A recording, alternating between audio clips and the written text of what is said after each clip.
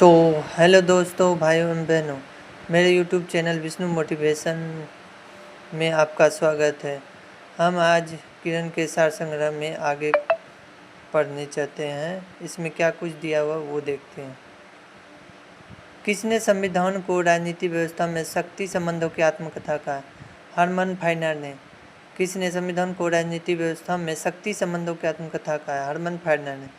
किस मामले में सर्वोच्च न्यायालय ने यह अभिनिर्धारित किया कि प्रस्तावना संविधान का अंग केशवानंद भारती बनाम केरल राज्य विवाद 1973? किस मामले में सर्वोच्च न्यायालय ने यह अभिनिर्धारित किया कि प्रस्तावना संविधान का अंग केशवानंद भारती बनाम केरल राज्य विवाद 1973 में?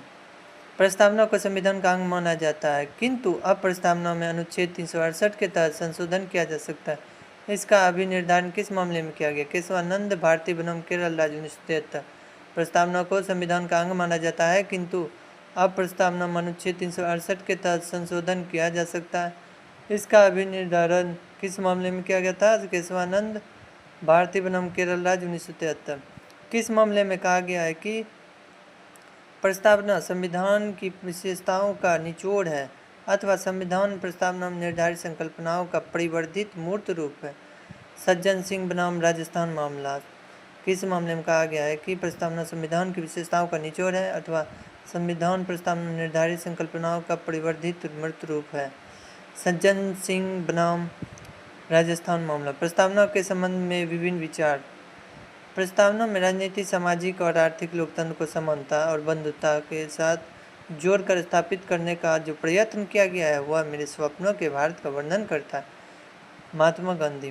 प्रस्तावना में राजनीति, सामाजिक और आर्थिक लोकतंत्र को समानता और बंधुत्व के साथ जोड़कर स्थापित करने का जो प्रयत्न किया गया वह मेरे स्वप्नों के भारत का वर्णन करता है। महात्मा गांधी। भारत के संविधान की प्रस्तावना में इस पुस्तक के समस्त तर्क संक्षेप में समाहित है और वह इस पुस्तक की कुंजी के रूप में कार्य कर सकती है। एर्नेस्ट बार्कर अपनी पुस्तक सोशल एंड पॉलिटिकल थ्योरी में भारत के संविधान की प्रस्तावना में इस पुस्तक के समस्त तर्क संक्षेप में समाहित है और वह इस पुस्तक की कुंजी के रूप में कार्य कर सकती है। एर्नेस्ट बार्कर अपनी पुस्तक सोशल एंड पॉलिटिकल थ्योरी में प्रस्तावना भारतीय संविधान की आत्मा है। यह किसने कहा? सुभाष कश्यप। प्रस्तावना भारतीय संविधान की आत्मा है। सुभाष कश्यप।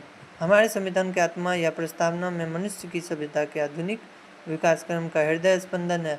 उसकी अंतरात्मा न्याय, समता, समानता, अधिकार एवं बंधुत्व के भाव से अभिसिंचित है। डॉक्टर लक्ष्मीमल सिंघवी।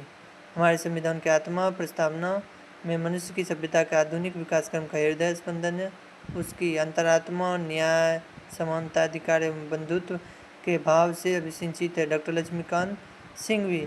प्रस्तावना भारत के संविधान की अभिन्न अंग है। भारतीय जीवन बीमा निगम। प्रस्तावना भारत के संविधान के अभिन्न अंग है। भारतीय जीवन बीमा निगम एवं अन्य बनाम कंज्यूमर एजुकेशन ऑफ रिसर्च एवं अन्य 1995। प्रस्तावना संविधान का हिस्सा नहीं है, बल्कि इसे संविधान के प्रावधानों के लिए मार्गदर्शक सिद्धांत माना जाना चाहिए। सुप्रीम कोर्ट बेरुबरी यूनियन केस 1960 के मामले। प्रस्तावना संविधान का हिस्सा नहीं है, बल्कि इसे संविधान के प्रावधानों के लिए मार्गदर्शक सिद्धांत माना जाना चाहिए। सुप्रीम कोर्ट बेरुबरी यूनियन केस 1960 के मामले में प्रस्तावना संविधान का हिस्सा है, जिसका अर्थ यह है कि इसे संविधान के अनुच्छेद 368 के तहत संशोधित किया जा सकता है। हालांकि ऐसे संशोधन में संविधान का मूलभूत ढांचा बदला नहीं जा सकता है। सुप्रीम कोर्ट केशवानंद भारती बनाम केरल राज्य 1973 के मामले। प्रस्तावना संविधान का हिस्सा है, जिसका अर्थ यह है कि इसे संविधान के अनुच्छेद 368 के तहत संशोधित किया जा सकता है। हालांकि ऐसे संशोधन से संविधान का मूलभूत ढांचा बदला नहीं जा सकता है। ये किसने कहा? सुप्रीम कोर्ट केशवानंद भारती बनाम केरल राज्य 1973 के मामले। प्रभुत्व संपन्न का मतलब यह है कि राज्य के पास संविधान द्वारा दिए गए प्रतिबंधों के भीतर सब कुछ करने की स्वतंत्रता है। कोई भी राष्ट्र का अपना संविधान तब तक नहीं हो सकता है जब तक वह संप्रभु नहीं हो। यह किसने कहा? Supreme court synthetic and chemicals limited बनाम उत्तर प्रदेश राज्य 1989 के मामले में। प्रभुत्व संपन्न का मतलब है कि राज्य के पास संविधान द्वारा दिए गए प्रतिबंधों के भीतर सब कुछ करने की स्वतंत्रता है। कोई भी राष्ट्र का अपना संविधान तब तक नहीं हो सकता है जब तक कि वह संप्रभु नहीं हो। ये किसने कहा? Supreme court. Synthetic and chemicals limited बनाम उत्तर प्रदेश राज्य 1989 के मामले में।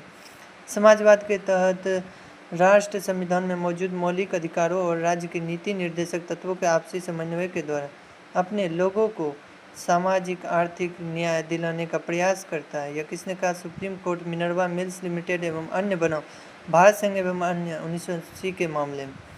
समाजवाद के तहत राष्ट्रीय संविधान में मौजूद मौलिक अधिकारों और राज्य के नीति निर्देशक तत्वों के आपसी समन्वय के द्वारा अपने लोगों को सामाजिक आर्थिक न्याय दिलाने का प्रयास करता है। यह किसने कहा?